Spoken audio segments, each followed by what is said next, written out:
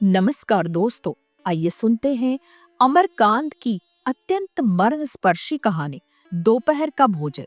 सिद्धेश्वरी ने खाना बनाने के बाद चूल्हे को बुझा दिया और दोनों घुटनों के बीच सिर रखकर शायद पैर की उंगलियां या जमीन पर चलते चीते चींटियों को देखने लगी। अचानक उसे मालूम हुआ कि बहुत देर से उसे प्यास नहीं लगी है। वह मतवाले की तरह उठी और गगरी से लोटा भर पानी लेकर गट गट चढ़ा गई। खाली पानी उसके कलेजे में लग गया और वो हाय राम कहकर वहीं जमीन पर लेट गई। आधे घंटे तक वहीं उसी तरह पड़ी रहने के बाद उसके जी में जी आया। वह बैठ गई, आंखों को मल मल कर इधर उधर देखा और फिर उसकी दृष्टि ओसारे में अध टूटे खटोले पर सोए अपने 6 वर्षीय लड़के प्रमोद पर जम गई। लड़का नंग धड़ंग पड़ा था। उसके गले तथा छाती की हड्डियां साफ दिखाई देती थी। उसके हाथ पैर बासी ककड़ियों की तरह सूखे तथा बेजान पड़े थे और उसका पेट हंडिया की तरह फूला हुआ था। उसका मुंह खुला हुआ था और उस पर अनगिनत मक्खियां उड़ रही थी। वह उठी, बच्चे के मुंह पर अपना एक फटा गंदा ब्लाउज डाल दिया और एक आध मिनट सुन्न खड़ी रहने के बाद बाहर दरवाजे पर जाकर किवाड़ की आड़ से गली निहारने लगी। 12 बज चुके थे। धूप अत्यंत तेज थी और कभी एक दो व्यक्ति सिर पर तौलिया या गमछा रखे हुए या मजबूती से छाता ताने हुए फुर्ती के साथ लपकते हुए से गुजर जाते। 10-15 मिनट तक वह उसी तरह खड़ी रही। फिर उसके चेहरे पर व्यग्रता फैल गई और उसने आसमान तथा कड़ी धूप की ओर चिंता से देखा। एक दो क्षण बाद उसने सिर को किवाड़ से काफी आगे बढ़ाकर गली की छोर की तरफ निहारा तो उसका बड़ा लड़का रामचंद्र धीरे धीरे घर की ओर सरकता नजर आया। उसने फुर्ती से एक लोटा पानी ओसारे की चौके के पास नीचे रख दिया और चौके में जाकर खाने के स्थान को जल्दी जल्दी पानी से लीपने पोतने लगी। वहां पीढ़ा रखकर उसने सिर को दरवाजे की ओर घुमाया ही था कि रामचंद्र ने अंदर कदम रखा। रामचंद्र आकर धम से चौकी पर बैठ गया और फिर वहीं बेजान सा लेट गया। उसका मुंह लाल तथा चढ़ा हुआ था। उसके बाल अस्त व्यस्त थे और उसके फटे पुराने जूतों पर गर्द जमी हुई थी। सिद्धेश्वरी की पहले हिम्मत नहीं हुई कि उसके पास आए और वहीं से वह भयभीत हिरनी की भांति सिर उचकाकर घुमाकर बेटी को व्यग्रता से निहारती रही। किंतु लगभग 10 मिनट बीतने के पश्चात भी जब रामचंद्र नहीं उठा तो वह घबरा गई। पास जाकर पुकारा, बड़कू बड़कू, लेकिन उसके कुछ उत्तर न देने पर डर गई और लड़के की नाक के पास हाथ रख दिया। सांस ठीक से चल रही थी। फिर सिर पर हाथ रखकर देखा, बुखार नहीं था। हाथ के स्पर्श से रामचंद्र ने आंखें खोली। पहले उसने मां की ओर सुस्त नजरों से देखा, फिर झट से उठ बैठा। जूते निकालने और नीचे रखे लोटे के जल से हाथ पैर धोने के बाद वह यंत्र की तरह चौकी पर आकर बैठ गया। सिद्धेश्वरी ने डरते डरते पूछा, खाना तैयार है, यही लगाऊं क्या? रामचंद्र ने उठते हुए प्रश्न किया, बाबूजी खा चुके? सिद्धेश्वरी ने चौकी की ओर भागते हुए उत्तर दिया, आते ही होंगे। रामचंद्र पीढ़े पर बैठ गया। उसकी उम्र लगभग 21 वर्ष की थी। लंबा दुबला पतला गोरा रंग, बड़ी बड़ी आंखें तथा होंठों पर झुर्रियां।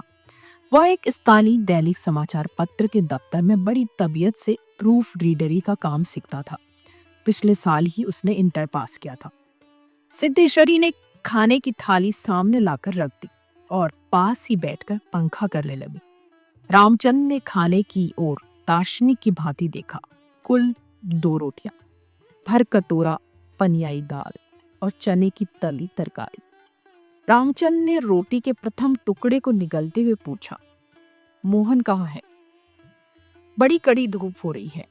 मोहन सिद्धेश्वरी का मंझला लड़का था। उम्र 18 वर्ष थी और वह इस साल हाई स्कूल का प्राइवेट इम्तिहान देने की तैयारी कर रहा था। वो न मालूम कब से घर से गायब था और सिद्धेश्वरी को स्वयं पता नहीं था कि वो है कहाँ।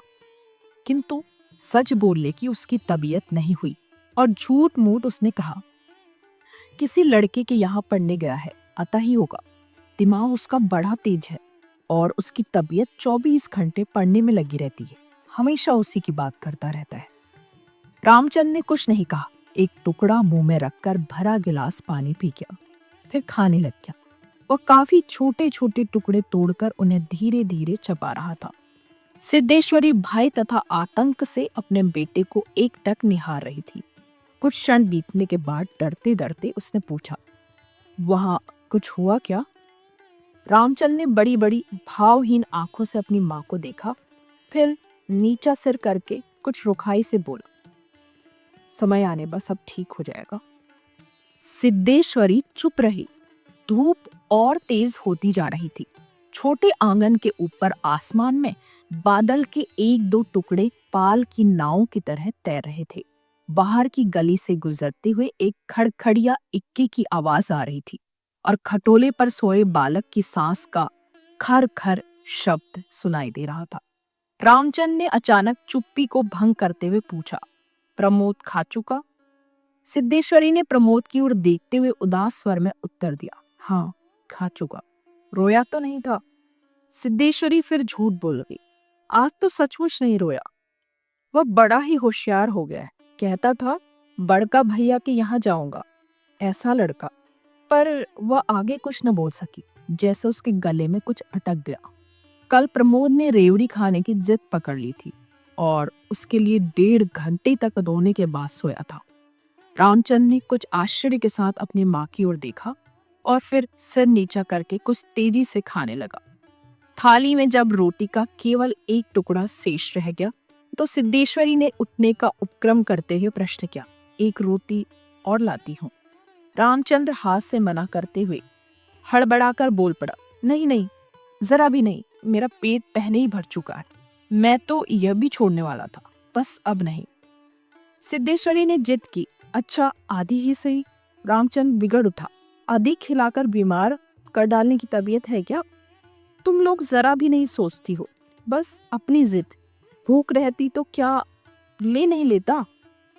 सिद्धेश्वरी जहां की तहां बैठी ही रह गई। रामचंद्र ने थाली में बचे टुकड़े से हाथ खींच लिया और लोटे की ओर देखते हुए कहा, पानी लाओ। सिद्धेश्वरी लोटा लेकर पानी लेने चली गई। रामचंद्र ने कटोरे को उंगलियों से बजाया, फिर हाथ को थाली में रख दिया। 1-2 क्षण बाद रोटी के टुकड़े को धीरे से हाथ से उठाकर आंख से निहारा और अंत में इधर उधर देखने के बाद टुकड़े को मुंह में इस सरलता से रख लिया जैसे और भोजन का ग्रास न होकर पान का बीड़ा हो। मझला लड़का मोहन आते ही हाथ पैर धोकर पीढ़े पर बैठ गया। वह कुछ सांवला था और उसकी आंखें छोटी थी। उसके चेहरे पर चेचक के दाग थे। वो अपने भाई की ही तरह दुबला पतला था, किंतु उतना लंबा न था। वह उम्र की अपेक्षा कहीं अधिक गंभीर और उदास दिखाई पड़ रहा था।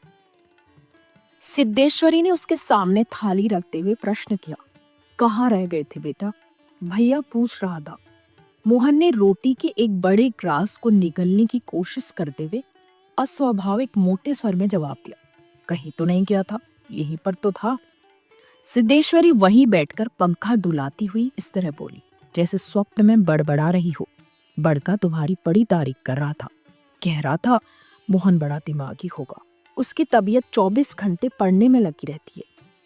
यह कहकर उसने अपने मजने लड़के की ओर इस तरह देखा जैसे उसने कोई चोरी की हो। मोहन अपनी माँ की ओर देखकर फीकी हंसी हंस पड़ा और फिर खाने में जुट गया। वह परोसी गई 2 रोटियों में से एक रोटी कटोरे की 3/4 दाल तथा अधिकांश तरकारी साफ कर चुका था। सिद्धेश्वरी की समझ में नहीं आया कि वह क्या करे। इन दोनों लड़कों से उसे बहुत डर लगता था। अचानक उसकी आंखें भर आई। वह दूसरी ओर देखने लगी। थोड़ी देर बाद उसने मोहन की ओर मुंह फेरा तो लड़का लगभग खाना समाप्त कर चुका था। सिद्धेश्वरी ने चौंकते हुए पूछा, एक रोटी देती हूँ? मोहन ने रसोई की ओर रहस्यमय नेत्रों से देखा, फिर सुस्त स्वर में बोला, नहीं। सिद्धेश्वरी ने गिड़गिड़ाते हुए कहा, नहीं बेटा, मेरी कसम, थोड़ी ही ले लो, तुम्हारे भैया ने एक ही रोटी ली थी। मोहन ने अपनी माँ को गौर से देखा, फिर धीरे धीरे इस तरह उत्तर दिया जैसे कोई शिक्षक अपने शिष्य को समझाता है, नहीं रे, बस अव्वल तो अब भूख नहीं, फिर रोटियां तूने ऐसी बनाई हैं कि खाई नहीं जाती, न मालूम कैसी लग रही है। खैर, अगर तू चाहती ही है तो कटोरे में थोड़ी दाल डाल दे, दाल बड़ी अच्छी बनी है। सिद्धेश्वरी से कुछ कहते न बना और उसने कटोरे को दाल से भर दिया। मोहन कटोरे को मुंह लगाकर सुड़ सुड़ पी रहा था कि मुंशी चंद्रिका प्रसाद जूतों को खसखस घसीटते हुए आए और राम का नाम लेकर चौकी पर बैठ गए। सिद्धेश्वरी ने माथे पर साड़ी को कुछ नीचे सरका लिया और मोहन दाल को एक सांस में पीकर तथा पानी के लोटे को हाथ में लेकर तेजी से बाहर चला गया। 2 रोटियां, कटोरा भर दाल, चने की तली तरकारी। मुंशी चंद्रिका प्रसाद पीढ़े पर पालथी मारकर बैठे रोटी के एक एक रास को इस तरह चुभला कर चबा रहे थे जैसे बूढ़ी गाय जुगाली करती है। उनकी उम्र 45 वर्ष के लगभग थी, किंतु 50-55 के लगते थे। शरीर का चमड़ा झूलने लगा था। गंजी खोपड़ी आईने की भांति चमक रही थी। गंदी धोती के ऊपर अपेक्षाकृत कुछ साफ बनियान तार तार लटक रही थी। मुंशी जी ने कटोरे को हाथ में लेकर दाल को थोड़ा सुड़कते हुए पूछा, बड़का दिखाई नहीं दे रहा? सिद्धेश्वरी की समझ में नहीं आ रहा था कि उसके दिल में क्या हो गया है, जैसे कुछ काट रहा हो। पंखी को जरा और जोर से घुमाती ही बोली, अभी अभी खाकर काम पर गया है, कह रहा था कुछ दिनों में नौकरी लग जाएगी। हमेशा बाबूजी बाबूजी ही किए रहता है। बोला बाबूजी देवता के समान है। मुंशी जी के चेहरे पर कुछ चमक आई। शर्माते हुए पूछा, क्या कहता था कि बाबूजी देवता के समान है? बड़ा पागल है। सिद्धेश्वरी पर जैसे नशा चढ़ गया था। उन्माद की रोगिणी की भांति बड़बड़ाने लगी। पागल नहीं है, बड़ा होशियार है। उस जमाने का कोई महात्मा है। मोहन तो उसकी बड़ी इज्जत करता है। आज कह रहा था कि भैया के शहर में बड़ी इज्जत होती है, पढ़ने लिखने वालों में बड़ा आदर होता है और बड़का तो छोटे भाइयों पर जान देता है। दुनिया में वो सब कुछ सह सकता है, पर ये नहीं देख सकता कि उसके प्रमोद को कुछ हो जाए। मुंशी जी दाल लगे हाथ को चाट रहे थे। उन्होंने सामने की ताक की ओर देखते हुए हंसकर कहा, बड़का का दिमाग तो खैर काफी तेज है, वैसे लड़कपन में नटखट भी था, हमेशा खेल कूद में लगा रहता था। लेकिन ये भी बात थी कि जो सबक मैं उसे याद करने को देता था उसे बर्राक रखता था। असल में ये कि तीनों लड़के काफी होशियार हैं। प्रमोद को कम समझती हो? यह कहकर वह अचानक जोर से हंस पड़े। मुंशी जी 1.5 रोटी खा चुकने के बाद एक ग्रास से युद्ध कर रहे थे। कठिनाई होने पर एक गिलास पानी चढ़ा गए, फिर खर खर खांस कर खाने लगे। फिर चुप्पी छा गई। दूर से किसी आटे की चक्की की पुक पुक आवाज सुनाई दे रही थी और पास की नीम के पेड़ पर बैठा कोई पंडूक लगातार बोल रहा था। सिद्धेश्वरी की समझ में नहीं आ रहा था कि क्या कहे। वो चाहती थी कि सभी चीजें ठीक से पूछ ले, सभी चीजें ठीक से जान ले और दुनिया की हर चीज पर पहले की तरह धड़ल्ले से बात करे, पर उसकी हिम्मत नहीं होती थी। उसके दिल में जाने कैसा भय समाया हुआ था। अब मुंशी जी इस तरह चुपचाप दुबके हुए खा रहे थे जैसे पिछले 2 दिनों से मौन व्रत धारण कर रखा हो और उसको कहीं जाकर आज शाम को तोड़ने वाले हों। सिद्धेश्वरी से जैसे नहीं रहा गया, बोली, मालूम होता है अब बारिश नहीं होगी। मुंशी जी ने एक क्षण के लिए इधर उधर देखा, फिर निर्विकार स्वर में राय दी, मक्खियां बहुत हो गई हैं। सिद्धेश्वरी ने उत्सुकता प्रकट की, फूफा जी बीमार है, कोई समाचार नहीं आया? मुंशी जी ने चने के दानों की ओर इस दिलचस्पी से दृष्टिपात किया जैसे उनसे बातचीत करने वाले हों। फिर सूचना दी, गंगा शरण बाबू की लड़की की शादी तय हो गई है, लड़का एमए पास है। सिद्धेश्वरी हठात चुप हो गई। मुंशी जी भी आगे कुछ नहीं बोले। उनका खाना समाप्त हो गया था और भी थाली में बचे खुचे दानों को बंदर की तरह बीन रहे थे। सिद्धेश्वरी ने पूछा, बड़का की कसम 1 रोटी देती हूँ, अभी बहुत सी है। मुंशी जी ने पत्नी की ओर अपराधी के समान तथा रसोई की ओर कनखी से देखा। तत्पश्चात किसी छड्डे उस्ताद की भांति बोले, रोटी रहने दो, पेट काफी भर चुका है। अन्न और नमकीन चीजों से तबीयत ऊब सी गई है। तुमने व्यर्थ ही कसम धरा दी। खैर, कसम रखने के लिए ले रहा हूँ। गुड़ होगा क्या? सिद्धेश्वरी ने बताया कि हंडिया में थोड़ा सा गुड़ है। मुंशी जी ने उत्साह के साथ कहा, तो थोड़े गुड़ का ठंडा रस बनाओ, पीऊंगा।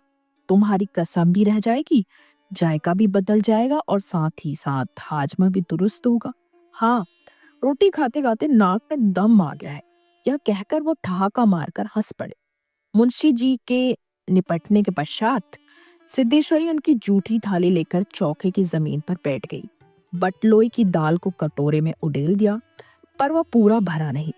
छिपुली में थोड़ी सी चने की तरकारी बची थी, उसे पास खींच लिया। रोटियों की थाली को भी उसने पास खींच लिया। उसमें केवल एक रोटी बची थी, मोटी भद्दी और जली हुई।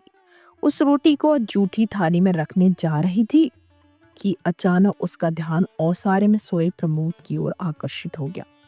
उसने लड़के को कुछ देर तक एकटक देखा, फिर रोटी को दो टुकड़ों में विभाजित किया। एक टुकड़े को तो अलग रख दिया और दूसरे टुकड़े को अपनी जूठी थाली में रख लिया। तदुपरांत एक लोटा पानी लेकर खाने बैठ गई। उसने पहला ग्रास मुख में रखा और तब न मालूम कहां से उसकी आंखों से टप टप आंसू छूने लगे। सारा घर मक्खियों से भनक रहा था। आंगन की अलगनी पर एक गंदी साड़ी टंगी थी, जिसमें पैबंद लगे हुए थे। दोनों बड़े लड़कों का कहीं पता नहीं था। बाहर की कोठरी में मुंशी जी औदे मुंह होकर निश्चिंतता के साथ सो रहे थे, जैसे 1.5 महीने पूर्व मकान किराया नियंत्रण विभाग की कलरकी से उनकी छटनी न हुई हो और शाम को उनको काम की तलाश में कहीं जाना न हो। तो दोस्तों, ये थी अमरकांत की बड़ी ही मर्मस्पर्शी कहानी, जो गरीबी को, भूख को और एक स्त्री की मनोदशा को व्यक्त करती है। तो अपनी कहानी को देते हैं यहीं पे विराम और जल्द ही मिलते हैं एक नई कहानी के साथ। तब तक के लिए मुझे विदा दीजिए। धन्यवाद।